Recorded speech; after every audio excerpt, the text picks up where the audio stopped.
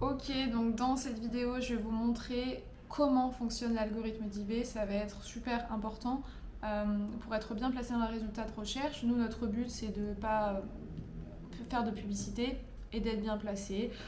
Donc il va y avoir plusieurs métriques à respecter. Je vais vous les présenter dans la vidéo et ensuite vous pourrez passer au reste du module. On va voir ensemble comment eBay classe les annonces, donc le fameux best match, les facteurs qui te font gagner en visibilité, photos, prix, retour, mots-clés, réputation, régularité et surtout les actions simples que tu peux mettre en place dès aujourd'hui pour doper ton classement et tes ventes. Alors reste bien jusqu'au bout parce que je vais aussi te donner ma méthode personnelle pour faire remonter une annonce qui ne fait plus de ventes depuis un certain temps. Allez, on démarre tout de suite. Donc il va y avoir plusieurs facteurs pour remonter dans les résultats de recherche. Tout ça, eBay le donne gratuitement et ça fait partie de leur algorithme. Donc il y a exactement 8 points qu'on va pouvoir respecter. Le premier point, ça va être pertinence et correspondance de l'annonce. Quand quelqu'un va rechercher une annonce, il va taper, je ne sais pas, chevillère chevillère taille S, enfin j'en sais rien, bref, il va rechercher des thèmes spécifiques. Donc il va falloir que vous utilisiez des mots-clés pertinents que la personne va potentiellement pouvoir chercher et mettre aussi tous les attributs dans les items spécifiques de eBay. Donc c'est toutes les caractéristiques, quand vous allez lister un produit, vous allez avoir une partie pour remplir toutes les caractéristiques du produit, pardon. Et donc plus vous en remplissez, plus vous allez pouvoir être bien placé parce que dès qu'une personne va rechercher un mot et qu'il est dans votre caractéristique, vous allez remonter dans les résultats de recherche. Ensuite, va bien évidemment falloir choisir la bonne catégorie, la bonne sous-catégorie. Il n'est pas sans évidence que si vous vendez une bouteille d'huile d'olive et que vous la mettez dans les chaussures, personne ne va trouver votre bouteille d'huile d'olive. Voilà. Ils vont rechercher l'huile d'olive, etc. Elle ne va pas apparaître dans les résultats de recherche parce que vous aurez choisi la mauvaise catégorie. Et ensuite, il va falloir mettre les attributs détaillés et complets, tout ce qui est taille, couleur, marque, puissance, volt, enfin j'en sais rien si vous vendez des trucs électroniques, etc. Donc voilà, mettez tout ça. Le deuxième point, ça va être tout ce qui est la qualité de l'annonce, la lisibilité, le contenu de l'annonce. Donc ça, on en a parlé dans une vidéo précédente, tout ce qui va être les photos. Il faut des photos de bonne qualité. Déjà, ça va donner envie d'acheter et vous allez aussi être mis plus en avant dans les résultats de recherche. Des photos nettes, bien cadrées, la première sur fond blanc où on voit bien le produit, tout ça, tout ça. Ensuite, pour les descriptions, il va falloir des descriptions claires, sans faute.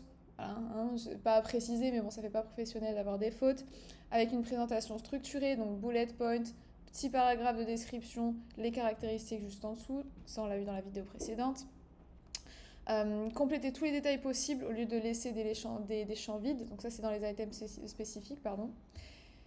Ensuite, il va y avoir tout ce qui est prix, donc prix compétitif et promotion. Le prix, c'est ultra important sur eBay.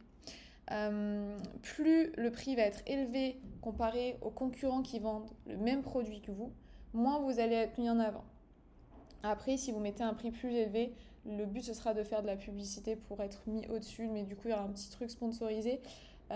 Mais si vous voulez être bien placé, le prix joue énormément. Il n'y a pas que le prix qui joue, mais le prix va jouer énormément. Je l'ai remarqué, dès que je mets un produit un tout petit peu moins cher que des concurrents et sans le faire de publicité, je suis automatiquement placée dans une des premières dans les résultats de recherche. Donc ça c'est important. Ensuite, eBay fait souvent des offres spéciales. De toute façon, ils vous envoient des emails. Offres spéciales, promotion pendant une semaine, etc. Est-ce que vous voulez participer? C'est bien de participer, donc de faire des offres, des coupons, des remises, des promotions, etc. Ensuite, les conditions de livraison et de retour. Pareil, plus la livraison sera rapide, plus les retours seront précis. D'ailleurs, je vous l'ai dit aussi dans la vidéo précédente, si vous mettez que vous avez une politique de retour sous 30 jours, etc., vous allez être mis en avant. La livraison, pareil. Si vous faites une livraison un peu plus rapide qu'un concurrent, mais avec le même prix, votre annonce va être au-dessus de lui. Offrir des retours idéalement gratuits ou avec une politique claire, voilà. Donc ça, avec ma méthode, les retours personnellement sont toujours gratuits et ça c'est pas mal pour l'algorithme d'eBay et même ça donne confiance aux acheteurs. Donc voilà, tout ça pour l'algorithme d'eBay. On continue, historique et performance du vendeur, c'est aussi ultra important. Si vous avez des mauvais avis, beaucoup de retours, que vous ne répondez pas aux messages dans les temps, etc., etc., etc., vous ne serez pas mis en avant en fait. Vous avez beau avoir le meilleur prix, la meilleure fiche, le meilleur annonce, etc., vous ne serez pas mis en avant par la plateforme. C'est pas pour rien que les personnes, donc les clients ont confiance au marketplace, donc en eBay, Amazon, etc. C'est parce que les vendeurs sur ces marketplaces, ils sont réglo du début à la fin, retour, etc. On répond vite, donc il faut être réglo. Donc vérifiez bien les produits que vous envoyez, essayez de choisir des fournisseurs qui sont bons. Donc il ne faut pas qu'il y ait trop de défauts, taux de défaut faible, annulation limitée, retard minimal. Voilà, encore une fois, promettez plus, promettez moins, pardon, délivrez plus. Si vous livrez en 10 jours et que vous mettez que vous livrez en 5 jours, c'est pas ouf. Donc essayez aussi d'être vrai avec ce que vous dites pour éviter les retards et les mauvais avis. Ensuite, bon feedback, note positive et peu de réclamations, donc ça je vous ai dit, peu de retours, peu de réclamations, note positive, donc des bons avis. Le service client va énormément jouer aussi sur ça. Moi des fois j'ai des livraisons qui mettent peut-être 10 jours de plus parce qu'en fait je me suis trompée de produit ou il y a un truc qui s'est mal passé dans la livraison, etc. Donc j'en renvoie un, etc. Et en fait, le service client ici va jouer un rôle clé. Donc, c'est-à-dire que même si la personne reçoit son colis avec beaucoup de retard, j'ai souvent que de très bons avis en fait. Donc ça c'est voilà. Pour la note, le service client va énormément jouer et le respect de vos délais, etc. Si jamais vous n'envoyez pas de message, bien évidemment. Le volume de vente, l'historique des ventes. Donc les vendeurs qui ont des bonnes ventes régulières, etc., sont forcément favorisés. Le taux de sell-through. Donc ça, si vous avez énormément d'annonces et que vous en vendez, donc vous avez mis l'annonce et qu'il n'y en a que 3 qui vendent, votre taux de sell-through, ça va pas être top et donc vous serez moins mis en avant. Donc essayez vraiment peut-être de faire plus de la qualité que de la quantité. Donc de publier moins d'annonces, mais de faire des annonces qualitatives qui vont plus vendre. Ok ? Ensuite, le comportement des acheteurs et l'engagement des acheteurs. Donc ça aussi, ça va y jouer. C'est un peu en dessous de tout ce que je viens de vous lister dans l'algorithme.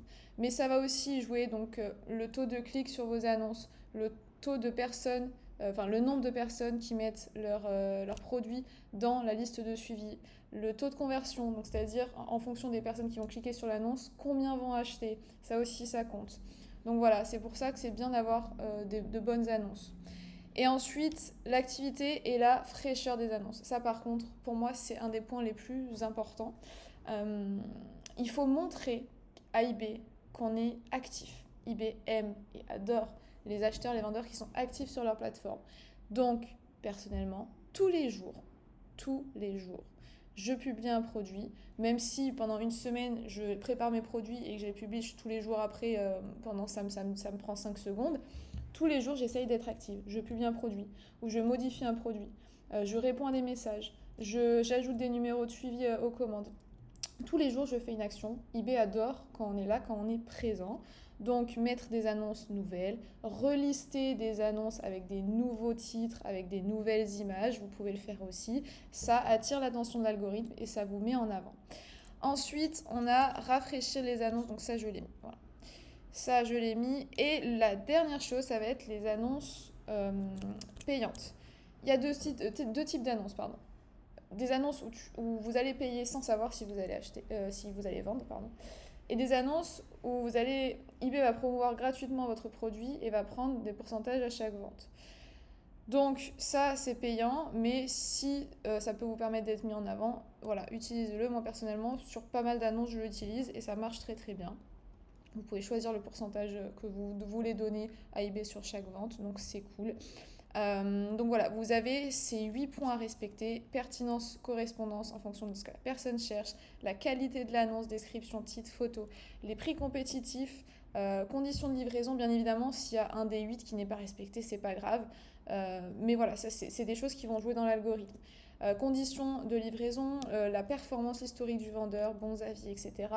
Le comportement des acheteurs vis-à-vis de vos annonces, l'activité quotidienne sur eBay et les pubs payantes.